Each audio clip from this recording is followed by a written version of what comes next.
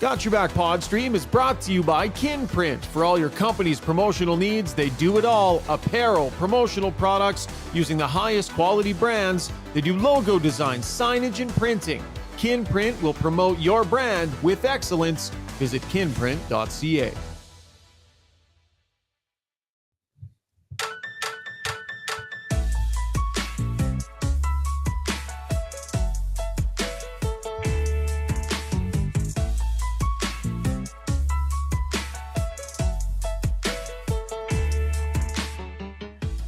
How we doing, everybody? Welcome to Got Your Back Sunday night live stream edition. Jason Strudwick and Rob Brown will join me tonight.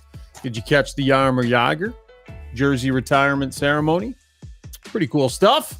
Both these gentlemen had a chance to spend some time with the man, the myth, the legend.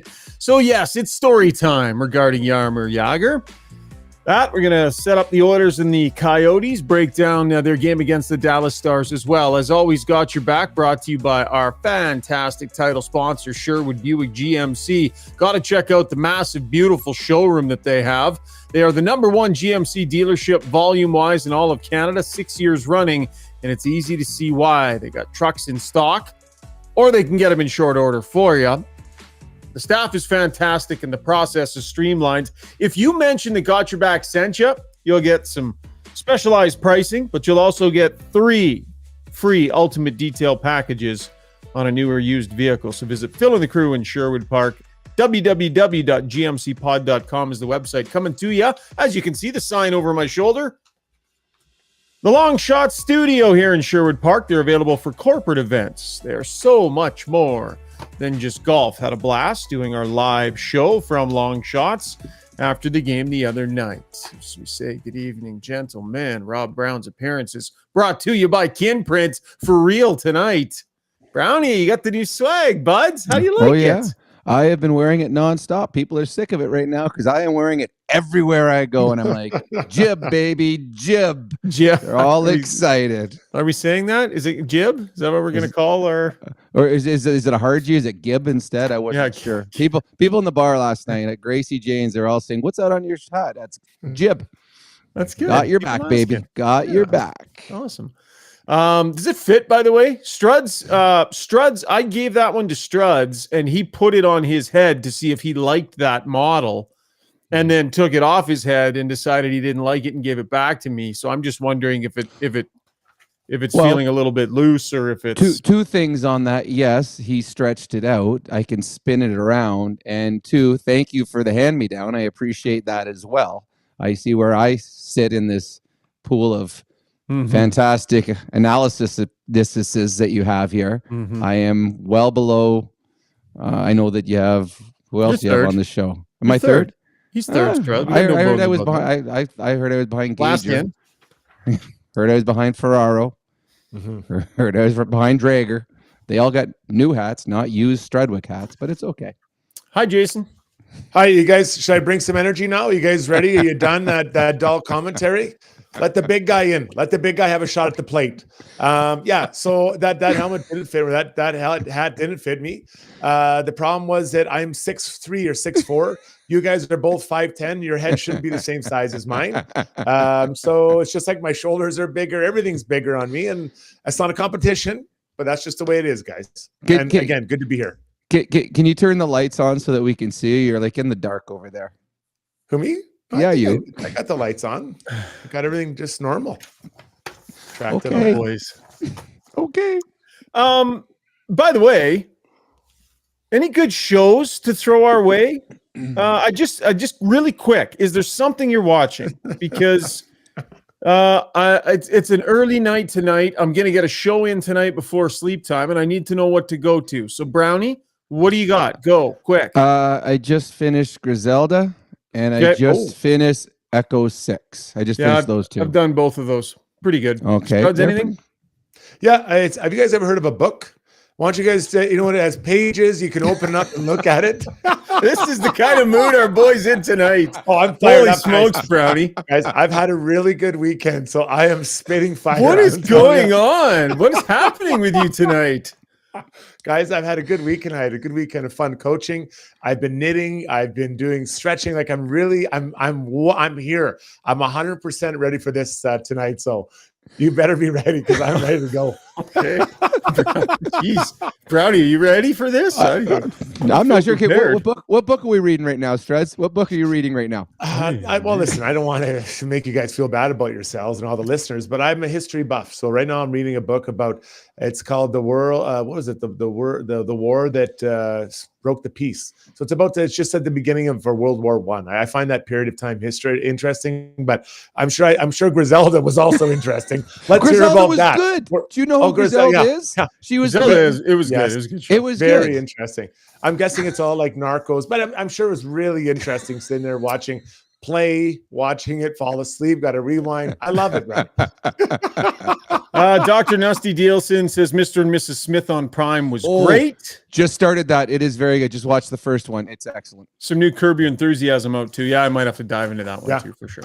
Okay, thank you for the recommendations. Let's get to talking some Oilers, shall we? Let's get to our breakdown. And the breakdown is brought to you by Mr. Dirk, the iconic men's clothing store in Edmonton, founded in 1939, just off White Avenue and 102nd Street. They have everything you need for every aspect of your wardrobe. Casual clothes like jeans and pants, shirts and sweaters and shoes. And on the formal side, an amazing selection of brand name suits, sport coats, and ties. And they got an in-house tailor as well. Visit MrDirk.com. Gonna head down there because I got a note from Sterling, and the brand of suit that I love, it's called Yope. They've got some new stuff in, and that's the kind of care they take of you, Struds. When they know what you like, they give you a call. And I imagine they haven't called you yet because there's no mock neck sweater vests that have come in recently. So are you guys want to play this game? You guys want to chirp? Because today's not the day. It's like Muhammad Ali at the top of his game. No one wanted to box with Muhammad Ali. So if you guys want to chirp, I'm all for it. I'm ready to rumble. Well, Struds, I did just chirp you. And what you came back with was, play that game with me? Was that a chirp? I chirped you. It's the same old material. You guys have to get new material. It's either my hair or my wardrobe. I'm bringing new stuff every day, challenging you about reading the book. Even an audio book. I can get you one Audibles, get you set up.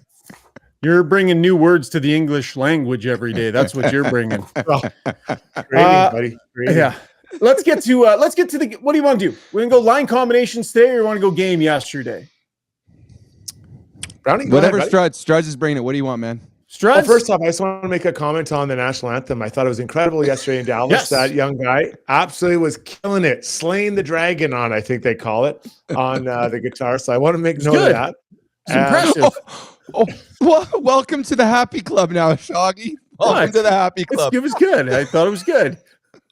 Well, there's three of us, and two of us thought it was great. One didn't. We'll let the listeners decide who. Okay. I was listening out of the corner of my ear. I didn't know it was a 15-year-old kid. I did not know that. I was like on my phone listening, and the fact that was a 15-year-old kid was impressive. So, well, I've heard Jagr compare himself to Eric Clapton and Eddie Van Halen when he gets on the guitar, so I could see why. It's like what Connor McDavid watching a 12-year-old stick handle. It's not that impressive. So I could never do that. I wasn't like, I could do better. It was really good. It was you exactly was like, it was okay. Okay. That's exactly how you answer. Me and Struds are like, well, that guy was awesome. That was pretty cool. Blown away. It was okay. Okay.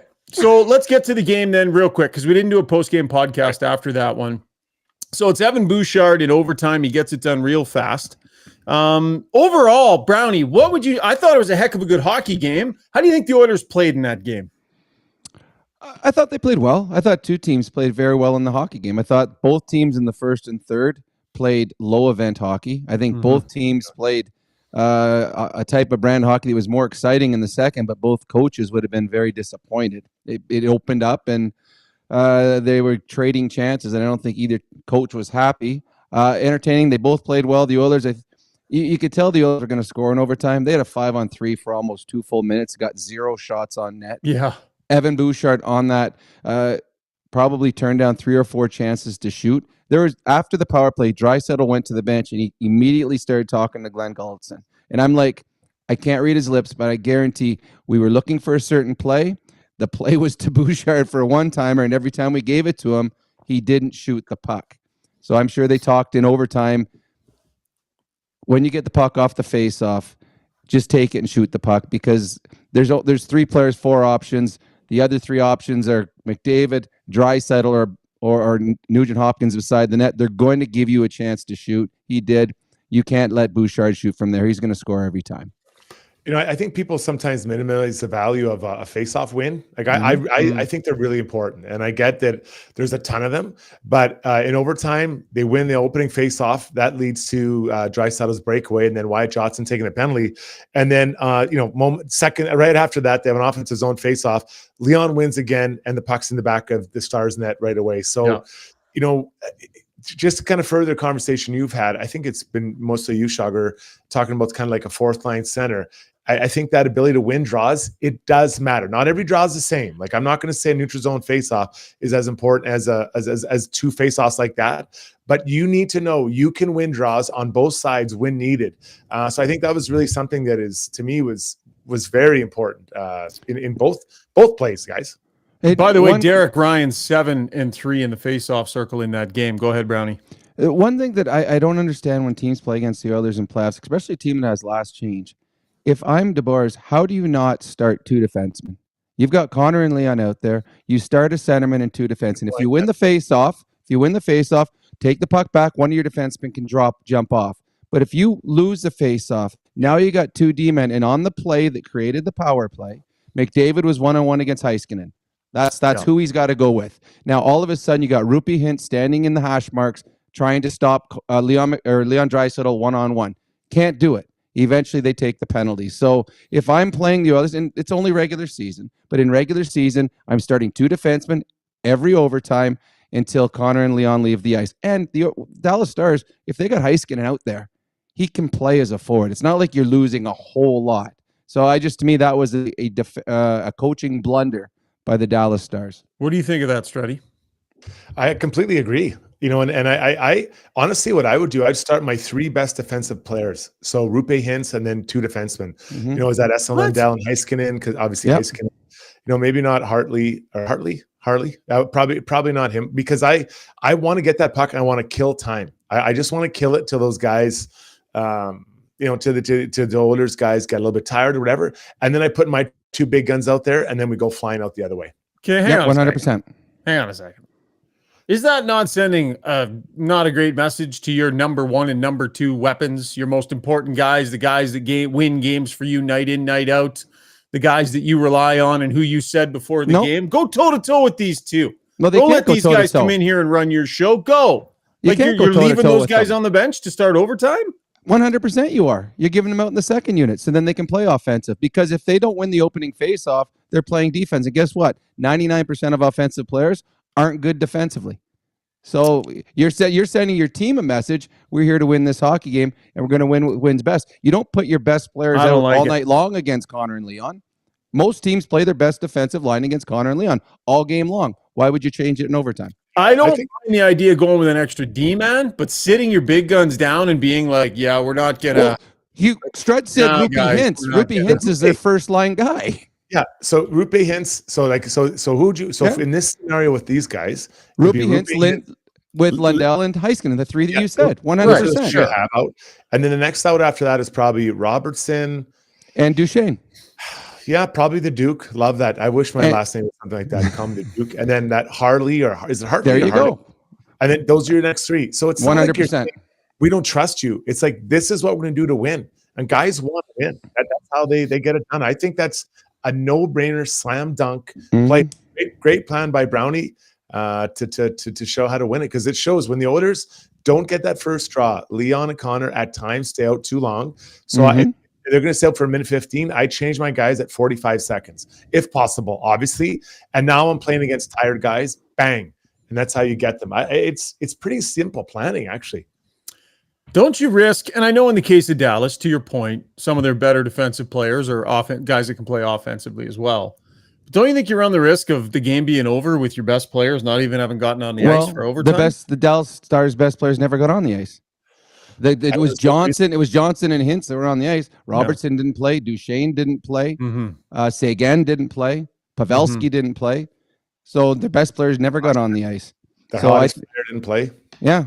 So to me, you put two defensemen to start every overtime. I don't mind the idea of two defensemen for sure. Big picture here, guys. 3-3 since the break. Loss, win, loss, win, loss, win. Kind of bouncing back and forth. Now, the good news is they're shutting down the losses at 1. They're not losing back-to-back games. They've been fantastic with that.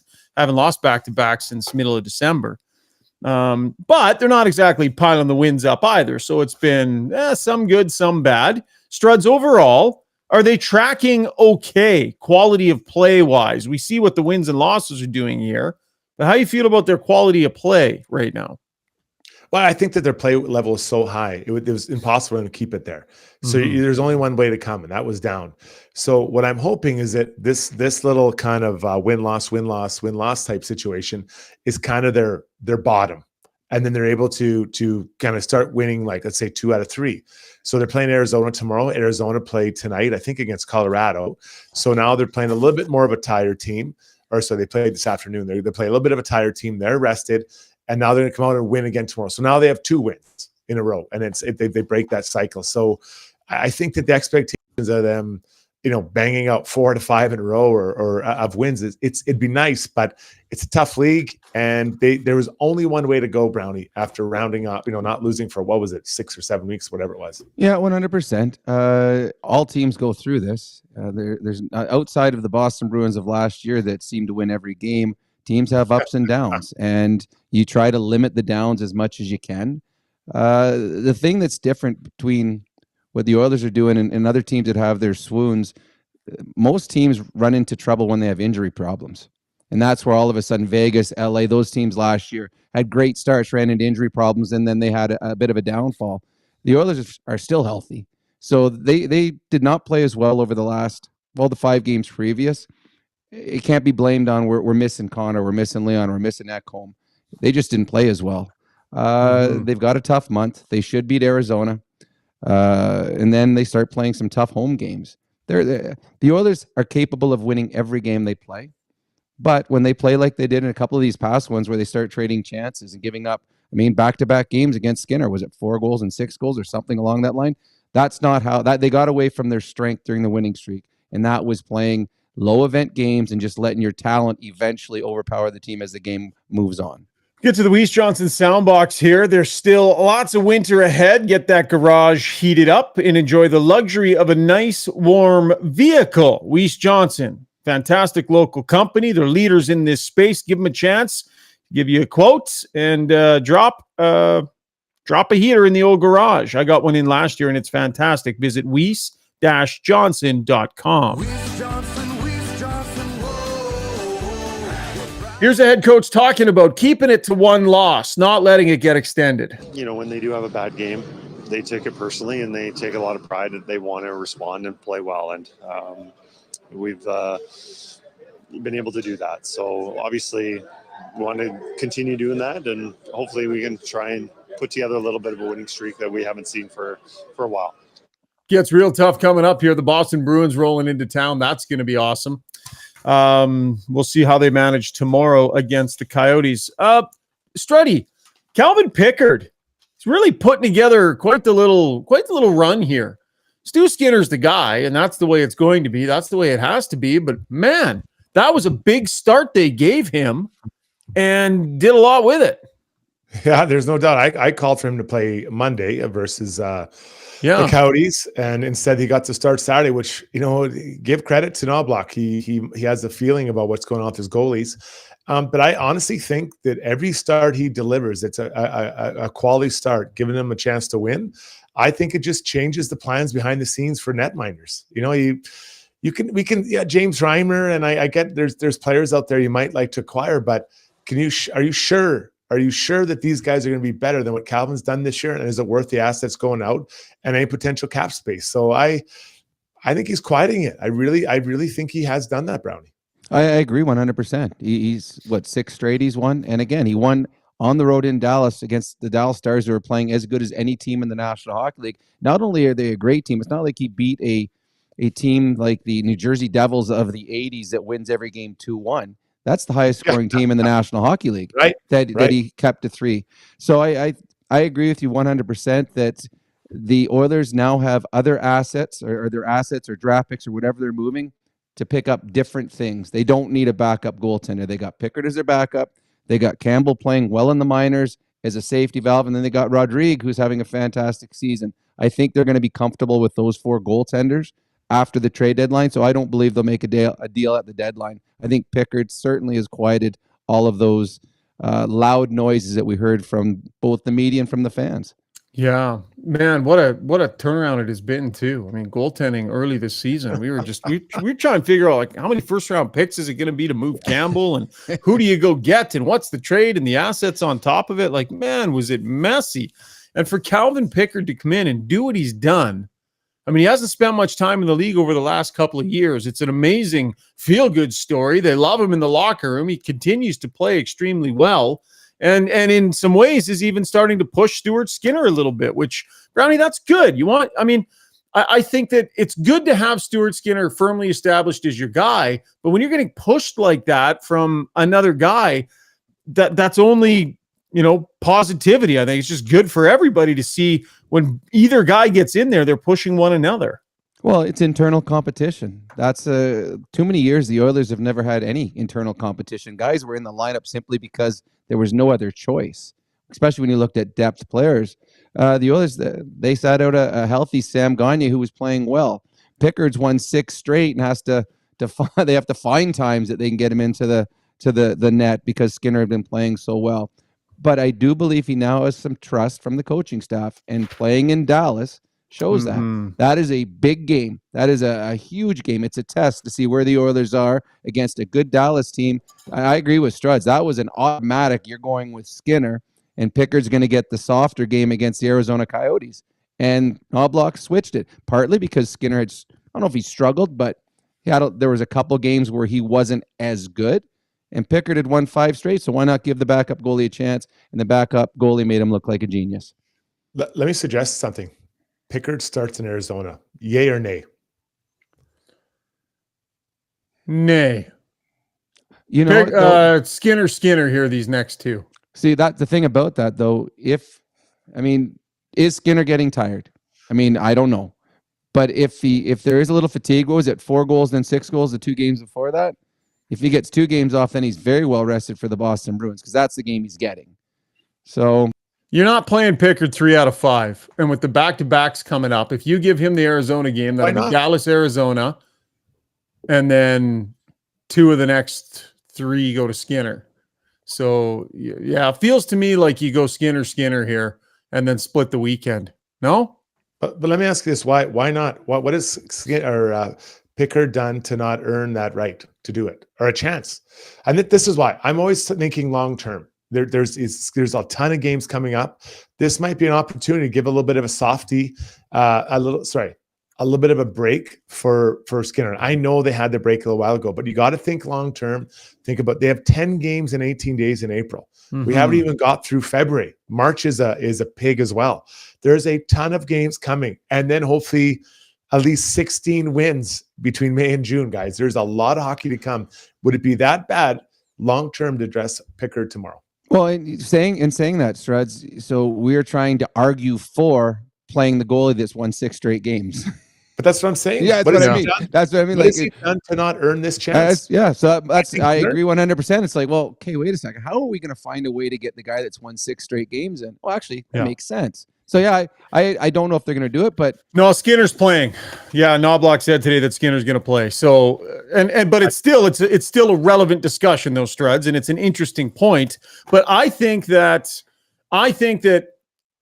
Brownie, yes, he's won a lot of games and he's playing well. And I would understand if they wanted to lean a little bit more towards him. But part of the thought process here is also not getting in your starter's way. And if Skinner truly is your number 1 guy, and he is, you're getting in his way if you start Pickard in that game tomorrow. You need to give your guy the chance to get in and grab those wins. No? Yeah. I don't know. I'd have no problem if they went with Pickard. Honestly, I'd have no problem with, and then they give Skinner the next 2 games, Boston, and then Wednesday, Friday. I don't even know who the 2 games are on the weekend, and then you give Pickard the game on the Saturday. So I'd have no problem with it, but I mean, Yeah. Skinner did give up 10 goals in his previous 2 games, did he not? Yeah. Let's remember this. As we get into March and specifically April, when Skinner needs a break, we'll remember this conversation tonight that tomorrow that the Arizona game could have been one to lay off him, right? And that's you got to have an eye on that. When I say it's the team. Well, and that's actually what's that? 3 extra days of rest, or 2 extra days of rest. So I mean, yeah, I have no problem with it, but obviously it's all for naught since you've already ruined the surprise for us and the suspense by telling us. Your number one guy isn't going the way he wants to go right now. Get him back in. Get him back in. Let him get himself sorted out. You got to not get in that guy's way. Respectfully, we'll agree to disagree on that one a little bit, but it's a fine balance, right, between rewarding the guys that are getting the job done, but also thinking long term, worrying about Skinner's frame of mind, making sure he's squared away and ready, and then you got the fatigue thing, which Struds has been on all year long. Quickly to the line combinations from practice today. McDavid and Draisaitl stayed together along with Corey Perry, sitting up there on that number 1 line. Corey Perry, ladies and gentlemen. Kane, Nugent-Hopkins, and Hyman stayed together. Janmark, McLeod, and Fogle, Gagne, Holloway, and Derek Ryan. Holloway was out, by the way, because he was sick the other day. Back in at 4th line center here, it looks like. And Connor Brown, Struddy, looks like he may be on the outside looking in. Gonna be hard to get those 15 goals shooting from the press box. Well, yeah, I mean, I'm okay with this. I mean, I'm okay with it. There's just, you gotta work guys back in. They want to try Holloway at center, whatever. To me, he lost his spot in the lineup on the even strength goal. You're a 4th line defensive forward veteran. Yeah. It's Harley, the guy that came down. That's his D-man. I mean, I've played center, I've played D, and I've played wing. The easiest position in the world to play is wing. You have one guy that you're responsible for. That's your defenseman. And Connor Brown, they show a great view of it with Duchesne with the puck on his stick. You see Connor Brown staring straight at Duchesne, just straight at him. No head on a swivel, not knowing where his defenseman is. And the defenseman he's supposed to be covering has got 13 goals on the season. He's like 2 or 3 in the National Hockey League. Mm-hmm. You've got to know where he is at all times. So to me, when that goal was scored, that was solely on him. And I mean, you're not doing anything offensively, and now you're starting to slip defensively. There's no reason that you get to stay in the lineup. Poignant from Obelisk 21. If the only thing you brought to the team was the penalty kill, and the penalty kill has sucked lately, it's time to sit. Fair point. It's not like he's contributing to a real strength of the team right now. The penalty kill since the break, 55% is where it is sitting right now. Time to get to the relentless player of the game, brought to you by UCAN Youth Services. They got an upcoming comedy night fundraiser, and it's just such a great event. Tons of fun, great storytelling, hilarious comedians. There's a few tables and individual tickets that are still available. Go to ucan.ca for information and to grab your tickets. Tell them Got Your Back sent you, and you'll score 20% off. All the proceeds going directly towards helping our youth right here in our community. Who are you tapping for the relentless player, Struddy? Well, I think this is your guy, the guy that I think you said 21 points, and I believe now is he at 5 points for the Oilers. Corey Perry, goal and assist. He just plants himself right in front of the net and just redirects that puck, and it looks so simple. But I can tell you, first getting there, getting your stick down, then redirecting that into their net he needed you to score, it's not easy. So for that, Corey Perry, welcome to the Relentless Player Club, my man. Right on. And that, of course, brought to you by UCAN Youth Services. All right, when we come back in our takeaways segment, the fellas are going to give us their Jaromír Jágr memories and stories. Pretty cool day for Jágr today, having the number going up to the rafters. That's Struddy's World. Lots more. Ask us anything as well. We'll take a lap. Tons more show left. Stay with us. Say goodbye to unruly hair and hello to a smooth and silky back in minutes with Backscape. Shave your back solo with no mess with Backscape's water-resistant long handle and patented 6-blade design, leaving you with a no-mess shaving experience all in less than 5 minutes. Shop now for 40% off select kits just for you, our Got Your Back listeners. Use promo code GYBPOD on checkouts and make 2024 your year to elevate your grooming routine. Winter is upon us, so why not make the best of it? Marmot Basin Ski Resort is where it's at. Ski half price every day, no blackout periods. Pick up your escape card for $99 and make winter fun more affordable. Half the price, all the powder. Get yours at www.skimarmot.com.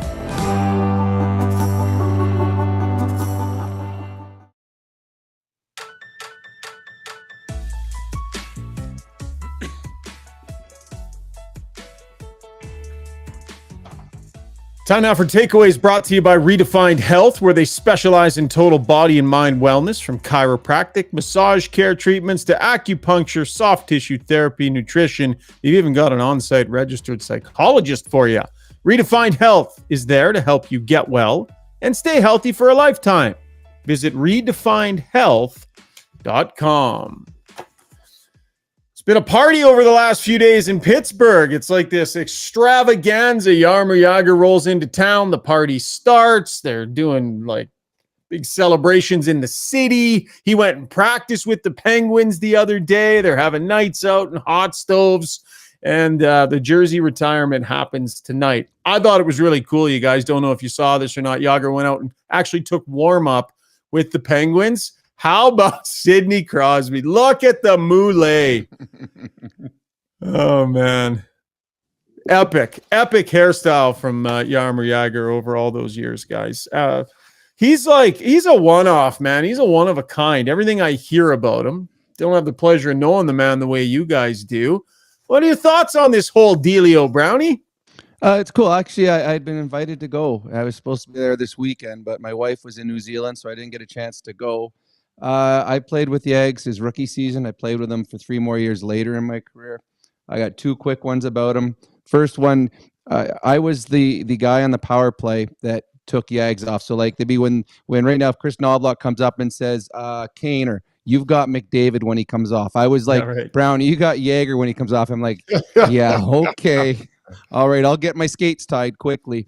But Kevin Constantine was the coach, and they didn't get along. So there'd be times a power play'd come up, and there'd be a timeout, and all of a sudden I'm like, Yags, when you were out there last shift, you should have heard Constantine. He was screaming at you from the bench. Screaming. He's like, no. Yeah, he was like all over you. He's like back checking and stuff. So Yags would take his gloves off, then he'd put his stick up against the boards, and we'd have a power play. And Constantine, first unit out there, and Yags would just sit there, wouldn't look. He's like, Yags, get on the ice. He wouldn't move.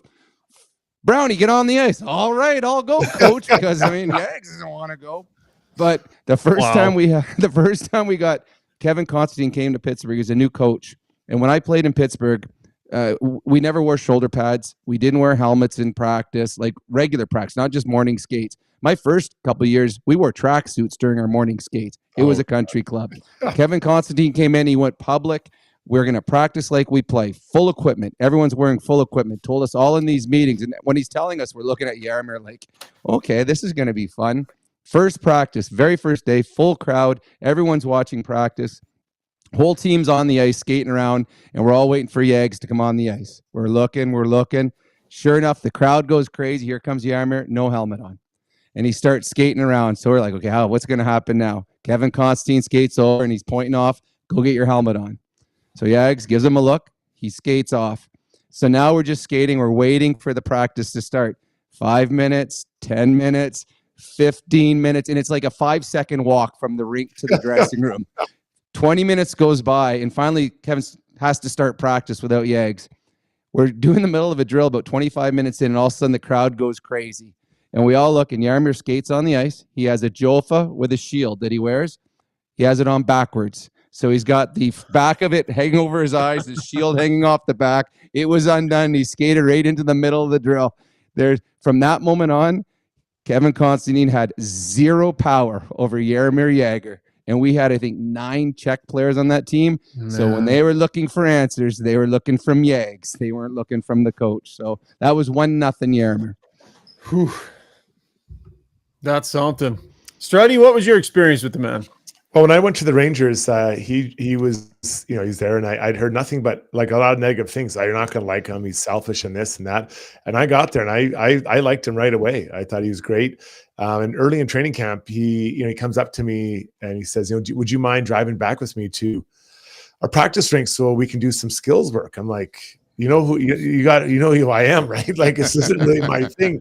So he's like, yeah, no problem. So he goes, you come pick me up. So I lived on the west side of New York. He lived on the east side, Manhattan. So I drove over. I picked him up. I had like a Ford Tempo, and he's like, oh, nice car. And we drive out to the practice rink.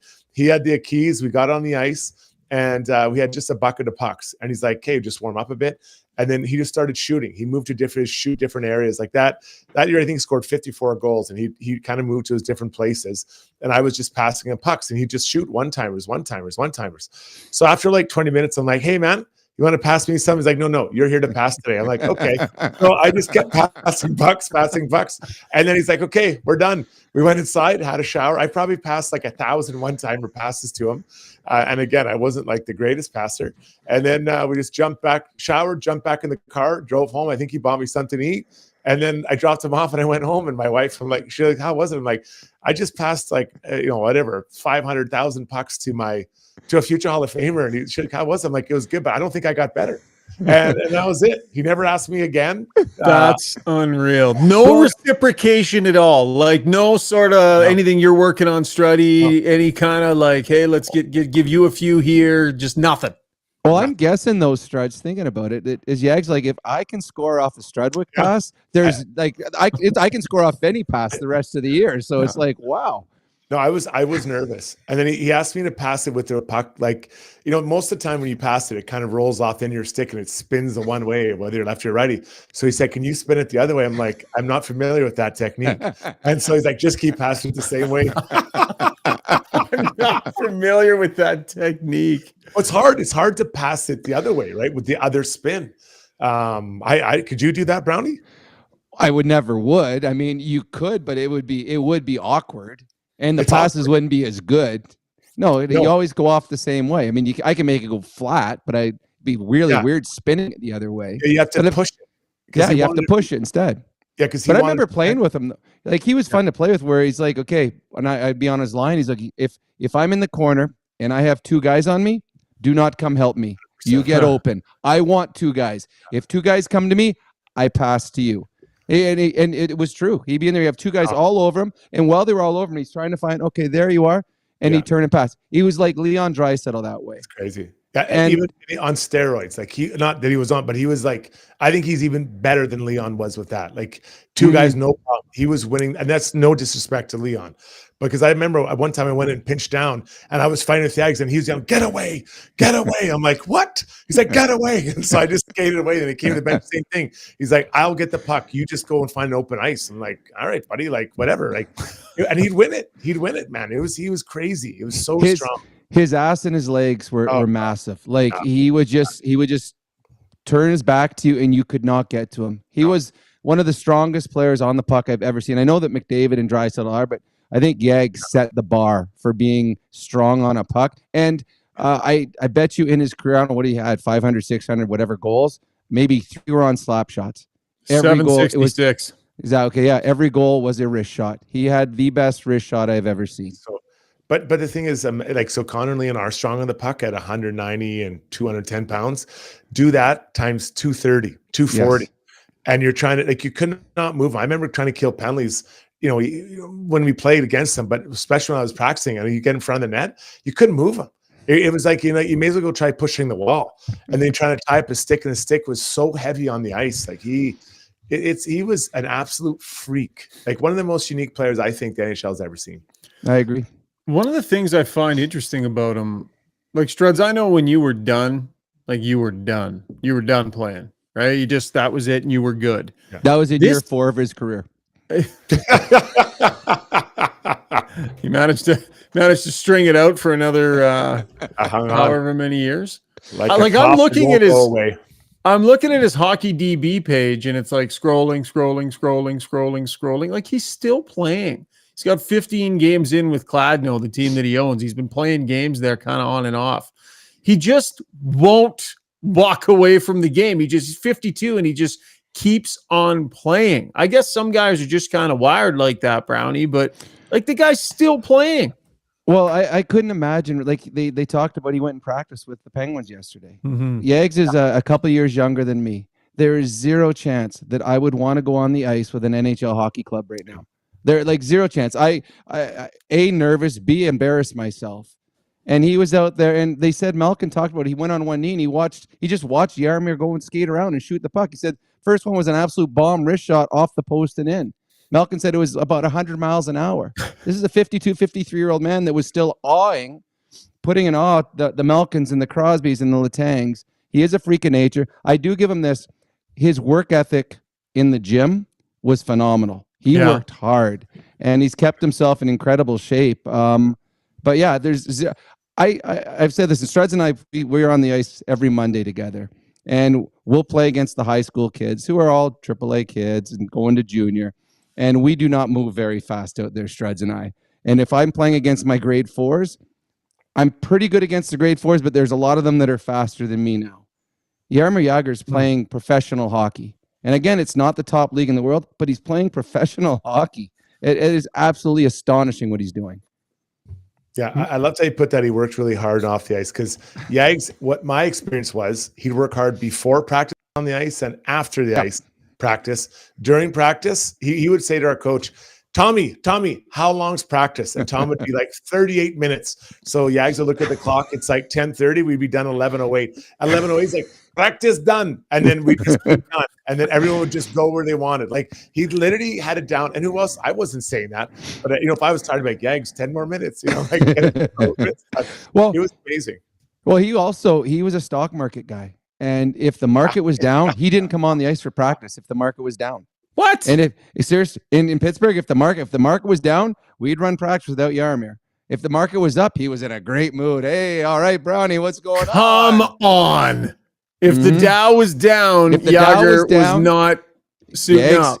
He was sitting in our medical room, trainer room, watching on the ticker on the TV. So he did not come on the ice when the ticker was down. Yeah, this is his personal life. So when we were there in New York, he had a girlfriend at the time, and so he didn't like to go out much. So my wife and I and some of the other couples were going to go out, and so after the game comes up to me, he's like, "Hey, I know that you're going out tonight. Here's $1,000. Can you take my girlfriend with you?" I'm like, "No problem." So he gives me $1,000. So we go out, and they went for dinner. And then the girls wanted to go dancing. So, I mean, I'm not a huge dancer. Obviously, I look good when I do, but I didn't want to. So I bought a couple beers, and I was sitting on the side, and these girls were cutting the rug. And every now and then I'd have to go and kind of, push off the guys or whatever, and I'd get them back. And then around whatever, like 1 or 2, I'm like, "Hey, it's time to go home." She's like, "No problem." We had 3 of us jump in the cab. I call Yags on the way home. I'm like, "Hey, buddy, we're on our way." We let her out the place. She runs up. She's like, "Thanks for everything." Boom. I go home. The next morning, he's like, "Was there enough money?" I'm like, "Oh, there's enough money." I wasn't buying the expensive beers for her. But, so anyways, did you give him the change? I kept the change. I mean, the guy was making $8 million. I think he was all right, but he was just like, he's like, "Thanks for taking her out." I'm like, "No problem, man. You're welcome." He gave you $1,000. How many beer would she have drank? Like, how much in alcohol would she have drank? Not much, but we went for a pretty nice dinner. I'm not gonna lie, I had a nice dinner on Yags. That's a great one. Like, I got the full meal deal at McDonald's. Good stuff. That was Takeaways, brought to you by Redefined Health. When we come back, Brownie's going to stick around for his favorite segment of the show, Struddy's World, coming up. The Edmonton Sport and Social Club's spring season is set to go in May, and registration is just around the corner. Team up with your pals to play in slow pitch, beach volleyball, outdoor soccer, ultimate frisbee, and even cornhole leagues to keep the spring months full of excitement. Spring leagues begin in May. Registration opens on February 8th. Visit edmontonsportsclub.com for more details. Time to talk about your mortgage? It doesn't have to be a daunting conversation. With over 16 years in the industry, Maria Gallus with Maximum Mortgages knows how to make it easy. With access to dozens of different lenders, let Maria customize the perfect solution for you. Whether you're purchasing, refinancing, or renewing, or a first-time buyer, Maria's simplistic approach and expert advice will have you feeling confident you're in great hands, making informed decisions. Take the stress out of your mortgage journey. Contact Maria Gallus at mortgagesbymaria.ca. That's mortgagesbymaria.ca. When you make a mistake, heads should roll. It's not right. And I'm here. Someone has to put their foot down. Now that I say it out loud, it does sound a little crazy. Gotta look good. Let's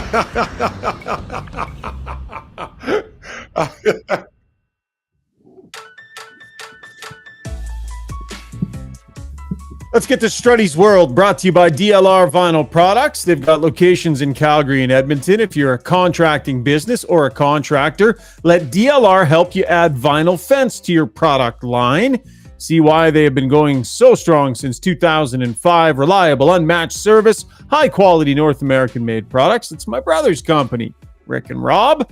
Visit DLRvinylproducts.ca. Struddy, where are we going tonight, my friend?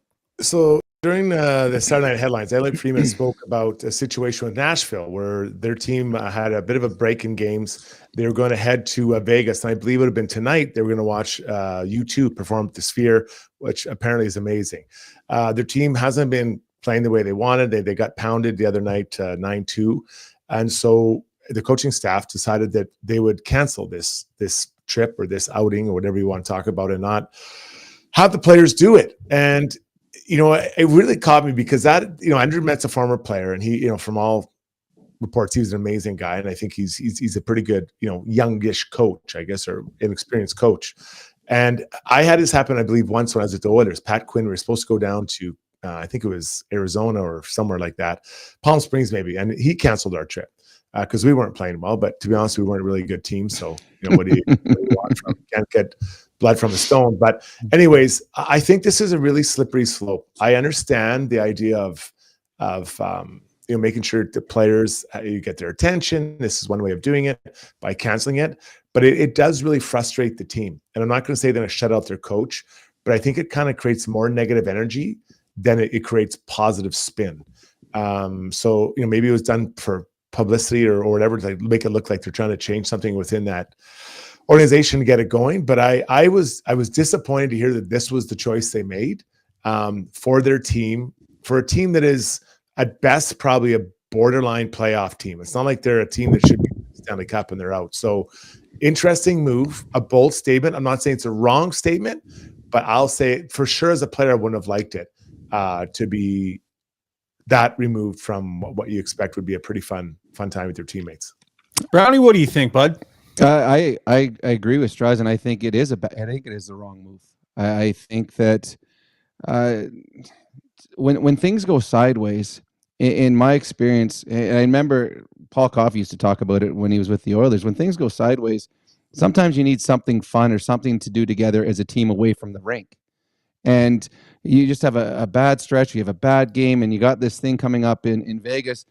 Maybe that's a better thing. Maybe that bring the team together. And it's also saying the organization, we still believe in you. Okay, you know what? We're not quitting on you. To me, it's you're bringing animosity. You're pissing off the players. When they won 16 in a row, or when they won 7 of 10 or whatever at some point this season, you weren't giving them all Cadillacs. So when they lose a game, don't take away something. I think it's the wrong call, and I do believe there'll be a little animosity between the players and the coaching staff at a time when you're trying to bring a team together. I agree with Struds. They are at best a possible wild card team. Why not give them a little bone? Say, all right, guys, we're still going to do this. Let's have some fun, but now you owe me one. And I think the players will play guilty the next time they play, thinking, you know what? They still gave us that. We owe the coaching staff, we owe the management, we owe the organization a good stretch here. So I think they sent the wrong message, the team did. Yeah, it's interesting because when you make these plans, I imagine trying to get, a crew of 25 people out to a U2 concert takes a little bit of organization and takes a little bit of money and a little bit of planning. So this is something that you would plan fairly well in advance. And normally teams with their team services person, like they'll look for windows in their schedule to do something like this. So this takes time and effort and energy. And I can't imagine, guys, that at the time they say to everybody, hey, you too at the Sphere. And everybody's like, whoa, yeah, right on. Everyone's excited about that's the team trip. Do you think in that moment, Struds, they say, if you're playing well? If things aren't going well, it's not a guarantee, guys. There's no guarantee here. Because if they didn't do that, it's BS that you rip it out from underneath them because you don't like the way things are going. I think it's BS. Yeah, it's again, it's always difficult because we're not inside that dressing room, so we don't know exactly what's going on. So we got to be a little bit careful. But I can, it is frustrating because you're grinding out all year and 82 games. It's a privilege playing the NHL for sure, but a little change, it makes such a difference. And quite honestly, these types of things didn't really happen when I entered the league. Just towards the end of it, we started to see the father, mother, sister, brother trips, those types of things. You'd see the odd trip here, maybe a trip to Banff, whatever, to just change it up and to try to bring the team together. And Brownie's point about, just those little moments where you can hey, we owe it. And I remember when we had a trip to with Daryl Cates down to Palm Springs, and we had a good time. I'm not going to lie. It was a lot of fun. And I remember our captain, Nathan Moore, the next day we practiced and said, guys, we've got to win this game in LA. And we came out, we won that game. We dug in and we knew it was going to be tough, but we came out, we did not, because you didn't want to screw your owner who treated you so well. So I think those moments do make a big difference. So Andrew Burnett, it'll be interesting to see how this team now plays. They play Vegas Tuesday. I forget who they play on Thursday, but they've got and I think they're 1 or 2 points out of a wild card spot, but it'll be see how the team reacts. They might be pissed off, which is sometimes a good thing, but they might also be pissed off their coach, which isn't always a good thing. Interesting strategy. That was Struddy's World, brought to you by DLR Vinyl Products. Guys, Got Your Back is going to treat you guys to a lunch at some point here in the next week or two. Oh. So I'm going to pull out the company credit card, and I'm going to let you guys pick a restaurant. We're going to go, and you guys just have to pretend to be my friend for a couple hours, and we're going to have a little bit of lunch, assuming the podcasts go well between now and then. So consider yourselves on the clock for your free lunch, an hour of friendship. If things go well enough, you can both look forward to that, Struds. Michael Jordan never played a bad game, buddy, so we're having a lunch. You've been sleepwalking through this podcast for 2 weeks. What? I'm happy you showed up with energy tonight. Hey? Juice. I've been bringing nothing but juice. I'm ready to go. It's going to be a Should great have seen week. the bags under his eyes last week, Brownie. This is the first one that he hasn't been hung over at in 3 weeks. So we're glad that you're sober again there, Struts. I had one night out. Good stuff. Brownie, thanks for joining us tonight, my friend. We'll get you, I can't remember which, but we're going to get you here in the next couple of podcasts. So have a great family day Monday, and we'll chat soon, my friend. Sounds good. Bye-bye. All right, when we come back, Struds and I going to take a lap. Stick around. Long Shots Golf is the destination for both golf enthusiasts and sports fans. Top-of-the-line TrackMan simulators provide a highly entertaining and accurate golf experience, while a full-service sports bar loaded with big screens and scratch kitchen make it a truly unique destination. They have locations in Sherwood Park and Edmonton. Experience the best indoor golf and sports bar in town. Visit longshots.ca. That's longshots with a Z.ca. If you own or operate a business, you know the value of a great employee. Just ask Jagr. Pathfind is here to help you find your next star player to help take your business to the next level. Pathfind can help with recruitment, career transition, leadership coaching. They truly have your whole team covered. Building you a championship caliber roster. Find your team's path forward at pathfind.ca.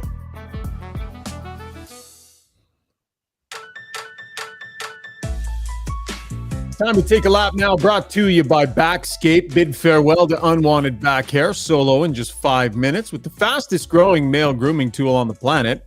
Backscape's water-resistant rechargeable long handle. You can shave independently in any direction. No cuts, scrapes, bumps, or mess. Visit Backscape.com. That's Bakscape.com. That is Backscape. Stay smooth, gentlemen. Struddy, let's take a couple laps, my friend. Where are we going? You got to recognize greatness. And Austin Matthews is absolutely on fire. 48 goals in 52 games. And I think it was last year I brought up, was it him? Maybe a chance of going for 50 and 50. It is, what he's doing is incredible. Six hat tricks already this year. But 48 goals in 52 games. That's nearly 50 and 50. Like, that is mind blowing.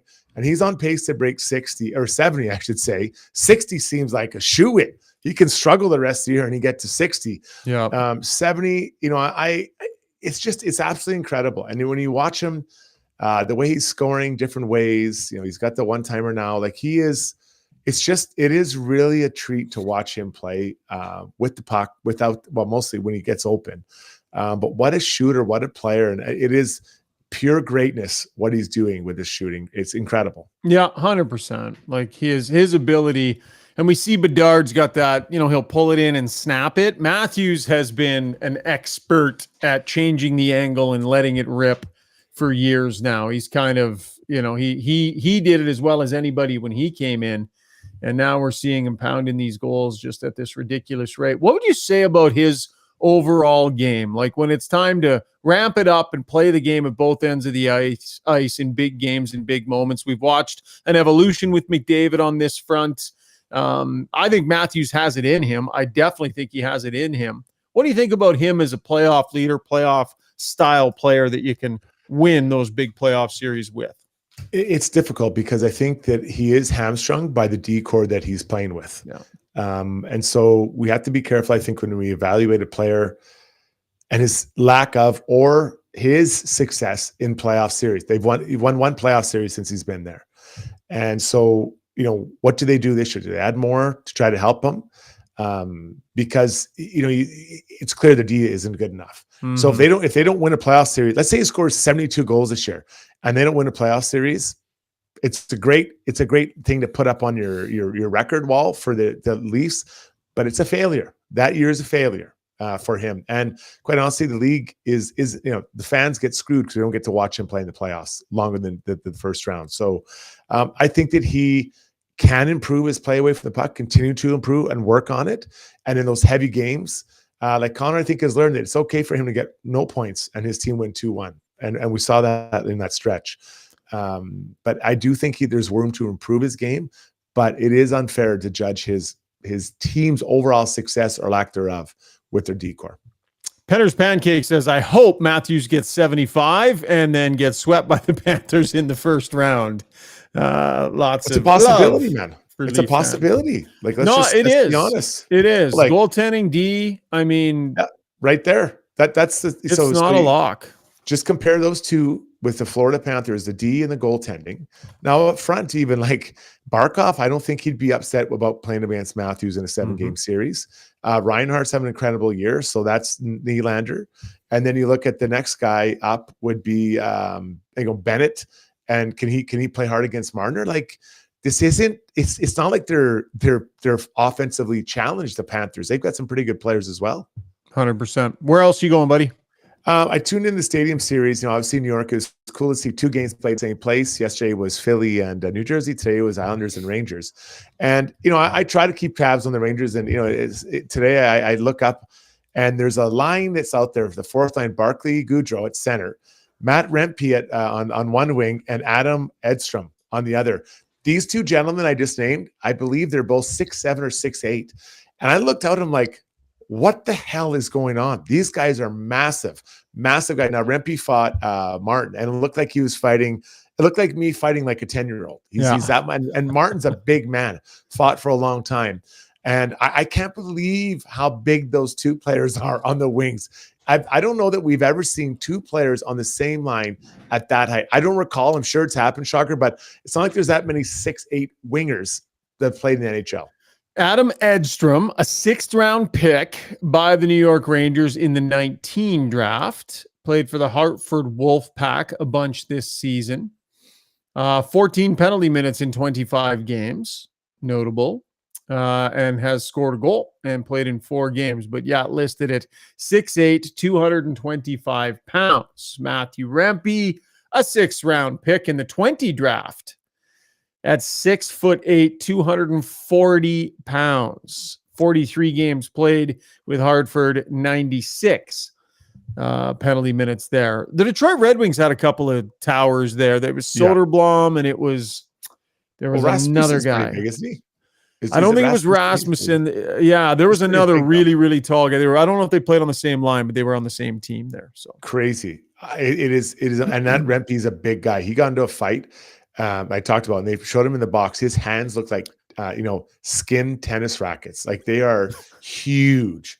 huge man. Remember what what an anomaly Zdeno Chara was when he came into the Western Hockey League? It was my second, I won't call it a year because I was just with the team for a little bit, but my second year around that league, and he had just come in, and he was such an anomaly, and he was just absolutely beating the snot out of people, just sheer size. Hard not to win a fight if you can fight it all and be that big. Yeah, well, there was, he was a big guy. Peter Roel was also another big guy. Eric Cairns was another big guy. They were all kind of the same era. Now, Peter Roel didn't last as long as the other two in the NHL, but there were some absolute beasts. But to have two, I could imagine looking across and seeing two guys 6'8". What are we doing here? This is crazy. I mean, but I think what's happened, I can't remember who said it. It might have been Craig Button said that it used to be that the little guys were skilled. Now we're seeing big skilled players. Like Paige Thompson, as an example, or even Austin Matthews at 6'3", although we've had 6'3" players be good before in the past. That Soderblom's game was more rooted in skill too. But you look at the game they're coming up in, right? It used to be that if you were 6'5" or taller, you had no choice but to fight. Like you were a fighter, that's what you had to do. Well, these guys don't come up in that environment anymore. It's okay if you don't. You don't have to. So you can get by. You can work on skills. You're not seeing as many big guys get rooted down that path of the plug and the scrapper, right? They're able to work on those skills and develop their games. Remember Eric Lindros is like, what is he, 6'4"? Remember how huge everyone thought he was back in the day?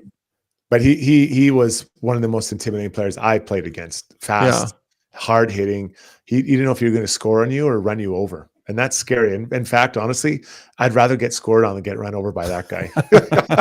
Right this way, Mr. Lindros. Right this way. Here you go, sir. The net is right over there. Fine, sir. You'll have no problem with me.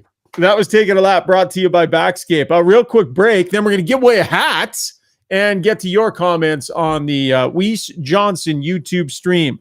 Short break. We'll be right back.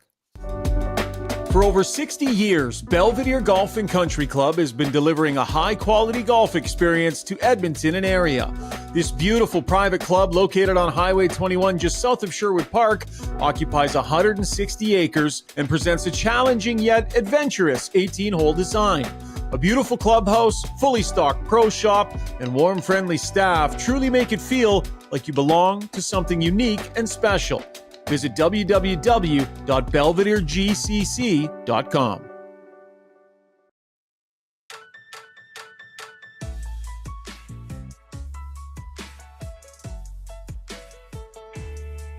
You're muted, Jagr.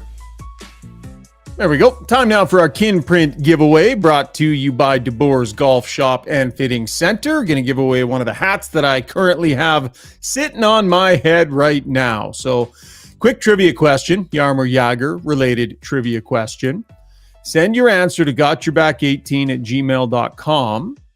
And if you get it right, your name will go into a draw, and we will draw from all the correct answers.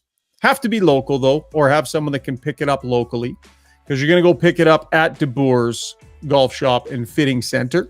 And they'll give you $25 in store credit as well. So aiming to help you play better golf with golf fitting instruction, after-sales support, and golf merchandise and clothing. DeBoer's, fantastic local golf shop. The question is, other than when he played for the Pittsburgh Penguins, what is the most goals that Jaromír Jágr ever scored in the National Hockey League when he was not a Pittsburgh Penguin? So going to force you to go to HockeyDB and check it out. The most goals that Jaromír Jágr scored in a season, not as a member of the Pittsburgh Penguins, during his illustrious 1,733 regular season game NHL Hall of Fame career. Gotyourback18@gmail.com is the email address. So send us your answer, and you can go pick up a hat. We'll get in touch with you, along with a $25 worth of store credit over at DeBoer's.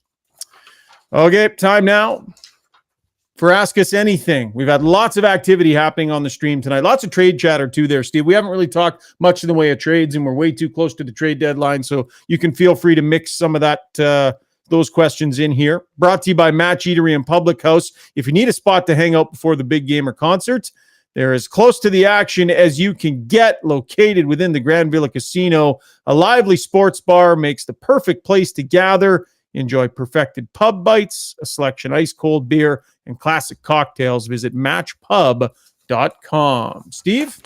All right, let's get right into some trade stuff. Penner's Pancake says, hey guys, who are the realistic second line right wingers that could be available? Rentals or possibly with term? Okay. Realistic. Well, I mean, Eberle's name has been out there a fair amount. Tarasenko's name has been out there a fair amount.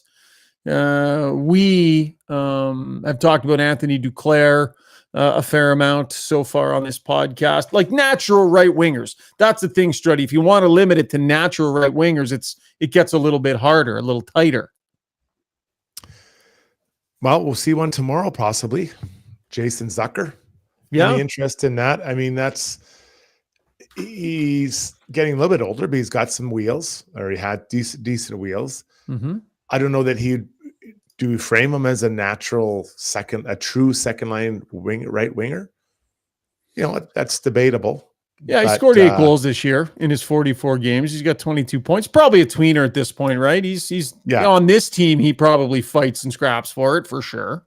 Yeah, so I'm not sure that's a massive upgrade when you look at it. I wouldn't call him a lock second line center, but and I think the challenge with him would be the cap hit. I believe is in and around $5 million, which is a bit tricky. 27 G-notes he had last year as well. A lot of people asking about Frankie Vetrano as well out of Anaheim. He's got 24 on the season so far this year. I like the player. I like, I think he can play some playoff hockey for you, I think too. So there's definitely some options out there.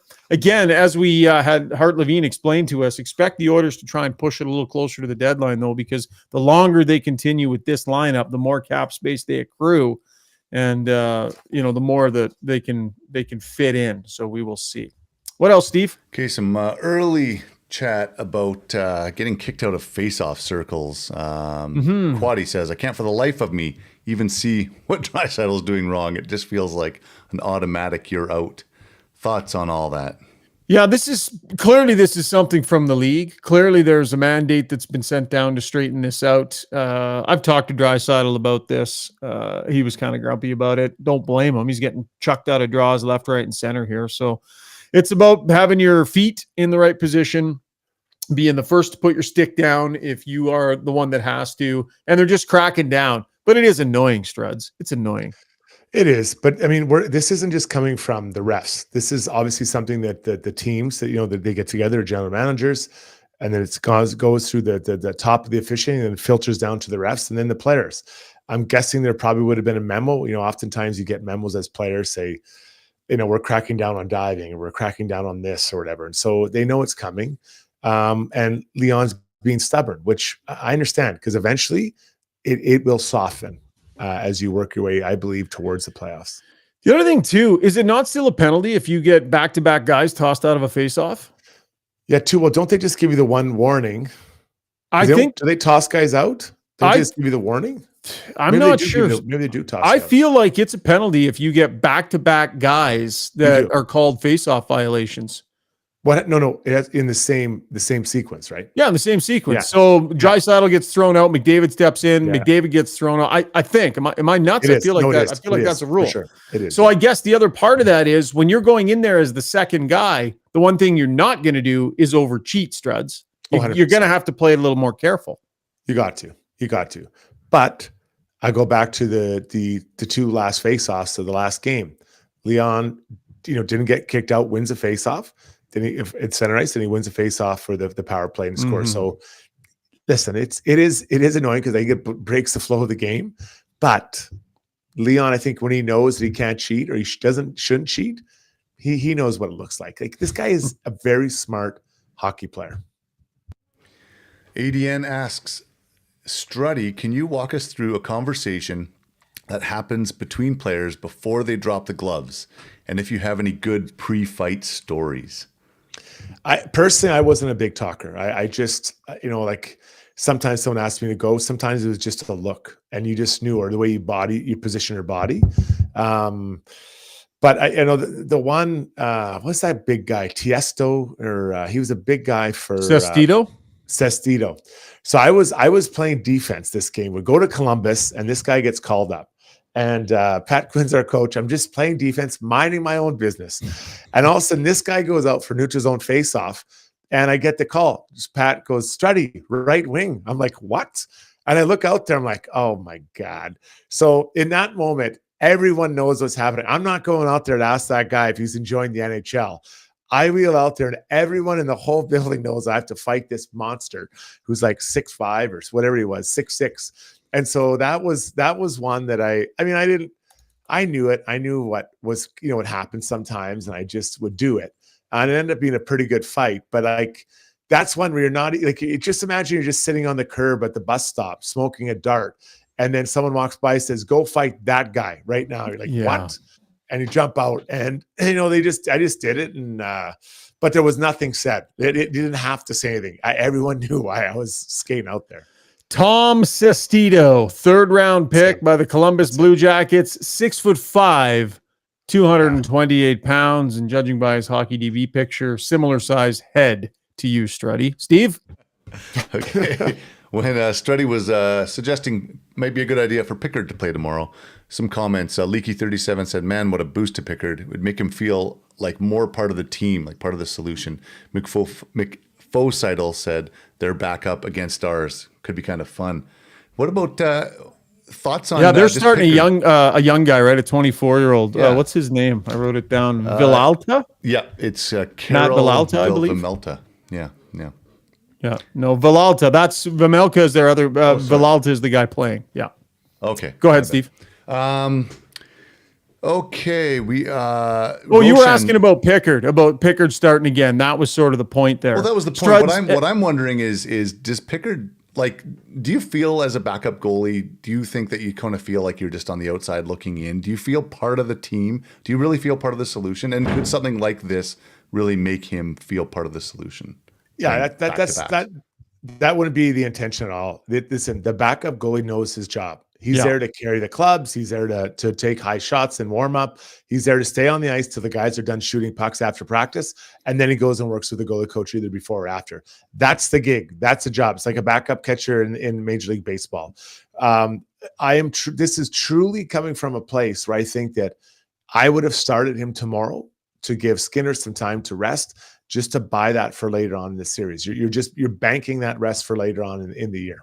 People didn't like when I said, or some didn't like when I suggested that they're messing with their starter and Skinner and didn't really understand it.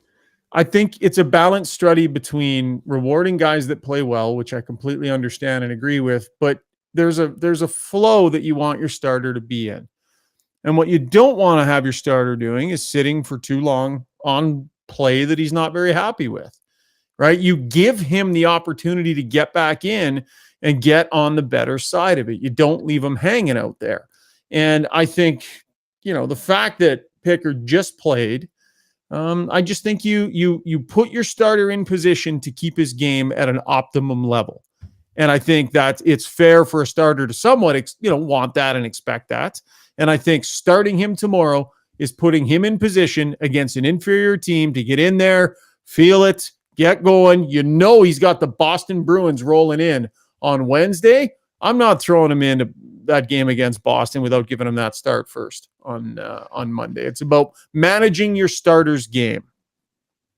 So I'd challenge that a bit, because I think what you could do is you could have a couple practices where he could clean up some issues in his game. Like, everyone needs that. Everyone needs that at some point, just some time to just take a deep breath. And not that I think he's played badly. I wouldn't put those losses on him, but just to go and say, hey, let's just tighten up a couple of things, have some really nice little practices where I can, physically really, no one can commit to it, because now I have time to kind of to do it. And that'll pay dividends, because clean up those little details towards the middle end of February. That means you don't have to maybe do it in April or May or June. Leaky 37 says Skinner's flow was just 10 goals against. Fair enough. Sometimes you got to go with the results too, right? Put the guy in that's getting you results. But they're still in a zone here where they know Skinner's got to be their guy. Steve, let's do one more, buddy. Okay, so Roshan Nelson said, Ryan, have you asked 29 and 97 why they are not shooting as much? I feel like it's a part of a strategy or something, because it's so odd for both of them to be significantly down in their shots. Yeah, I mean, Connor, like McDavid last season, decided he wanted to take a run at the goal scoring title, and he just went all world in terms of shooting the puck and his intention to shoot the puck and his best options. He very rarely passed up the opportunity. This season, he's not playing in the same headspace. He's just in a different headspace with his game, and we've seen him click in and out of different headspaces throughout his career. For whatever reason. I don't know that I've asked him that specifically just yet. So no, I don't know that we have yet, but I definitely agree, Struddy. There are a lot of real good scoring chances that he's, and he makes brilliant plays, right? He makes spectacular plays. So it's not even criticizing. It's just, he's definitely turning down more of his grade A shooting chances. Yeah, I hear you. And I wonder how much the being on the right side of the puck more often than not, what that is doing to limit their chances for. Yeah. And I think that would have almost more to do with it than maybe at times where we think they should shoot instead of passing. So I think that is something to think about as well. It'd be interesting for the math, the math people to go back and take a look, like whether it was, Sidney Crosby or, he's probably a bad example, but like Yzerman, when those guys decide they're going to play a little bit more, just on the defensive side, did their shot totals drop as well? Yeah. All right. That was Ask Us Anything, brought to you by Match Eatery and Public House. As we wrap the podcast tonight, we will point to our gem of the day. Based on the reaction it got on the Weiss Johnson YouTube stream, Struddy, I have to say your story about Jaromír Jágr handing you a fistful of cash to squire his girlfriend about town with your wife and a few friends. That's a pretty solid story, buddy. You got anything else? Yeah, no, I'm available. If people want me to take their girlfriend out, I'll bring my wife and some of her friends. And apparently it's just $1,000 a night. That's all it is. $1,000, that's all it costs. Quick grand. Inflation. We're probably up to about $1,200 now. $1,200 now. $1,000 an hour. All right, good stuff. Thanks, buddy. The Oilers play tomorrow in the afternoon. It's a 2:00 game. Now, we are going to do a podcast, but I don't think we're going to drop it post-game right after the game, because that'll be right kind of in the dinner hour. It doesn't make sense. I think we're going to let it breathe, and we'll try and drop in probably around 9 o'clock or so tomorrow night. So another Got Your Back coming up tomorrow night, then post-game against the Bruins, back-to-backs on the weekend. Tons of podcasts to squeeze in here before the end of the month. Have yourselves a fantastic Family Day Monday. Enjoy your loved ones. Look forward to chatting with you again tomorrow night. Thanks, Struddy. Appreciate it, buddy. You delivered. You said you were going to bring it, and you did. I'll give it to you. You did bring it tonight. You were good. Michael Jordan doesn't have many bad nights, buddy. Good night, everybody. See you, Steve. Take care, everybody. Talk soon.